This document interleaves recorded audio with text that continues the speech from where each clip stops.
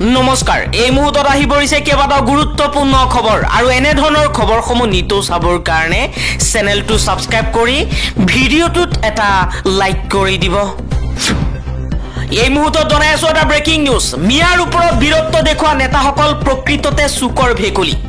চৰকাৰৰ পৃষ্ঠপোষকতাত মিয়াৰ বিৰুদ্ধে নামিছে উজনি অসমৰ একাংশ দল সংগঠন। মিয়া বিচাৰি অভিযান চলোৱাসকল আদালতৰ সন্মুখীন হ'ব লাগিব। এইবাৰ উজনি অসমৰ একাংশ দল সংগঠনৰ বিৰুদ্ধে সৰব হৈ এই মন্তব্য কৰিছে আমচুৰ সভাপতি ৰেজাউল কৰিম চৰকাৰ। ৰেজাউল কৰিম চৰকাৰে কৈছে উজনি অসম কাৰো পৈতৃক সম্পত্তি নহয়, শিৱসাগৰ কাৰো পৈতৃক সম্পত্তি নহয়। যিসকলে খাটি খোৱা দিন হাজিৰা কৰি খোৱা মিয়া মুছলমানৰ ওপৰত বীৰত্ব দেখুৱাইছে সেইসকলে নগাৰ বিৰুদ্ধে কিয় বীৰত্ব দেখুৱাব পৰা নাই? ইয়াই প্ৰমাণ হয় যে উজনি অসমৰ একাংশ দল সংগঠন চুকৰ ভেকুলী। পৰৱৰ্তী খবৰ, অগ্নিযুগৰ ফিৰিঙতি মই নতুন অসম গঢ়িম বুলি কোৱা, বিশ্বৰ মানচিত্ৰত অসমীয়াক জিলিকাই তোলা সুধাকণ্ঠ ভাৰত ৰত্ন ডক্টৰ ভূপেন হাজৰিকা দেৱক জন্ম শতবাৰ্ষিকী উপলক্ষে শ্ৰদ্ধাৰে স্মৰণ কৰিছো।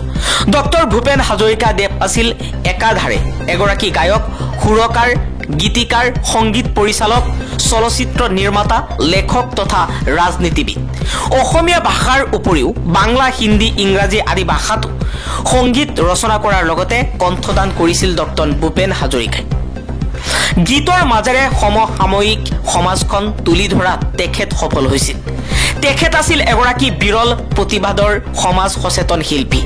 অসম তথা ভাৰতবৰ্ষৰ কলা সংস্কৃতিৰ জগতখনলৈ আগবঢ়োৱা অনবদ্য অৱদানৰ বাবে ডক্টৰ ভূপেন হাজৰিকা দেৱ আমাৰ মাজত সদায় বন্দিত হৈ ৰব। আন এটা খবৰ, অসমৰ মিয়া মুছলমানে আত্মসন্মানেৰে জীয়াই থাকিব লাগিব। পৰিৱেশ অনুকূলে নাই যদিও আত্মসন্মানেৰে জীয়াই থাকিব লাগিব, নিজৰ অধিকাৰ ল'বই লাগিব। তাৰ বাবে নিজৰ ভৰিৰ ওপৰত থিয় হৈ কঠোৰ পৰিশ্ৰম আৰু ন্যায়ৰ সংগ্ৰাম অব্যাহত ৰাখিব লাগিব।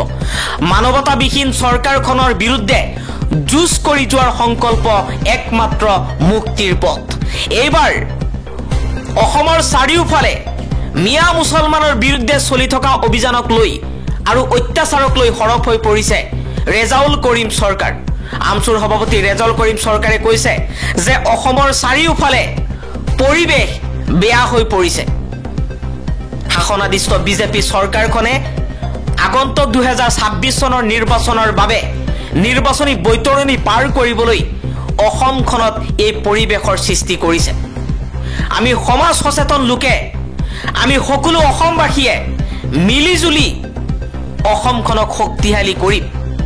কিন্তু একাংশ ৰাজনৈতিক নেতাৰ ছত্ৰছায়াত পৰি একাংশ নেতাই উজনি অসমত মিয়া বিৰোধী অভিযান আৰম্ভ কৰিছে। পৰৱৰ্তী খবৰ, প্ৰধানমন্ত্ৰী মোদী দেশৰ শত্ৰু। ডনাল্ড ট্ৰাম্পৰ সৈতে বন্ধুত্বৰ মূল্য ভৰিছে ভাৰতে। এইবাৰ মোদীৰ বিৰুদ্ধে সৰব হৈ এই মন্তব্য কৰিছে মল্লিকাৰ্জুন খাৰ্গে। প্ৰধানমন্ত্ৰী নৰেন্দ্ৰ মোদী আৰু ট্ৰাম্পৰ বন্ধুত্বৰ বাবে ভাৰতৰ ক্ষতিৰ সন্মুখীন হৈছে। ইয়াৰ মূল্যও দিব লগা হৈছে দেশে। ইয়া কংগ্ৰেছ সাংসদ মল্লিকাৰ্জুন খাৰ্গেৰ মন্তব্য। তেওঁৰ এই মন্তব্যই বিতৰ্কৰ সৃষ্টি কৰিছে। যদিও ইয়া প্ৰথমবাৰৰ বাবে নহয়, কংগ্ৰেছকে ধৰি বিজেপি বিৰোধী দলসমূহে ইয়াৰ পূৰ্বেও বৈদেশিক নীতিৰ বিষয়ত মোদীক দোষাৰোপ কৰি আহিছে। মোদী আৰু ট্ৰাম্পক কিয় বন্ধু বুলি কৈছে সেই কথাও বুজাই দিলে খাৰ্গে।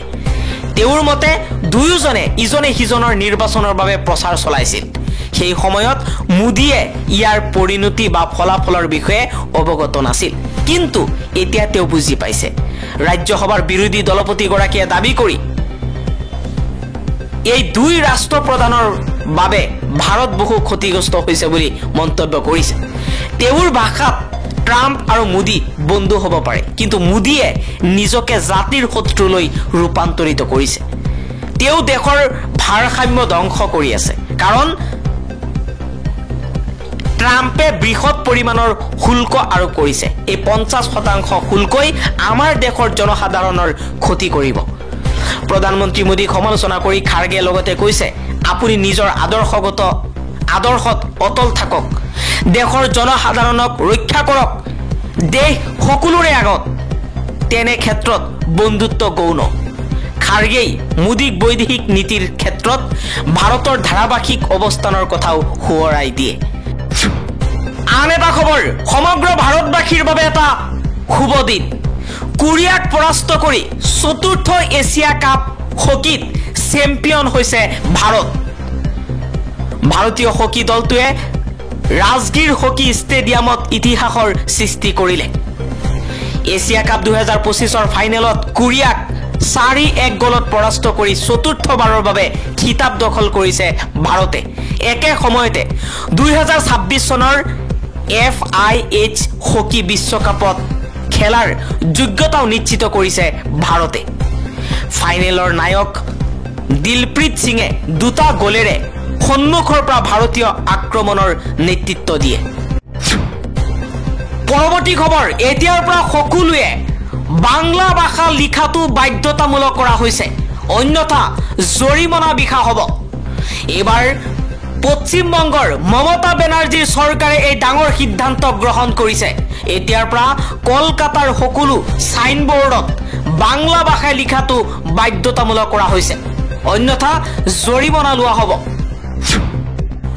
আন এটা খবৰ চিকিৎসা বিজ্ঞানৰ নতুন সাফল্য কেন্সাৰৰ প্ৰতিষেধক আৱিষ্কাৰ কৰিলে ৰাছিয়াই ঘোষণা কৰিলে ফেডাৰেল মেডিকেল এণ্ড বায়োলজিকেল এজেন্সিয়ে নতুন প্ৰতিষেধকবিধৰ নাম এণ্টৰমিক্স কেন্সাৰৰ প্ৰকৃতিৰ ওপৰত ইয়াৰ ক্ৰিয়া প্ৰতিক্ৰিয়া নিৰ্ভৰ কৰিব এইবিধ প্ৰতিষেধক ব্যৱহাৰৰ বাবে সাজু বুলিও লগতে কোৱা হৈছে চিকিৎসা বিজ্ঞানৰ নতুন সাফল্য কেন্সাৰৰ প্ৰতিষেধক আৱিষ্কাৰ কৰিছে ৰাছিয়াই পৰৱৰ্তী খবৰ অবৈধ বিদেশীক লৈ হৰপ লুৰিণজ্যোতি গগৈ কৈছে অবৈধ বিদেশীৰ বুজা ল'বলৈ প্ৰস্তুত নহয় অসম আৰু অসমীয়া সংগ্ৰাম চলিছে আৰু চলিব কোনো কাৰণতেই কেন্দ্ৰৰ জাতিদংশী অসম বিৰোধী সিদ্ধান্ত আমি মানি নলওঁ ৰাজ্যজুৰি অসম জাতীয় পৰিষদে অনুপ্ৰৱেশ আৰু বিদেশী ৰেহাই 2025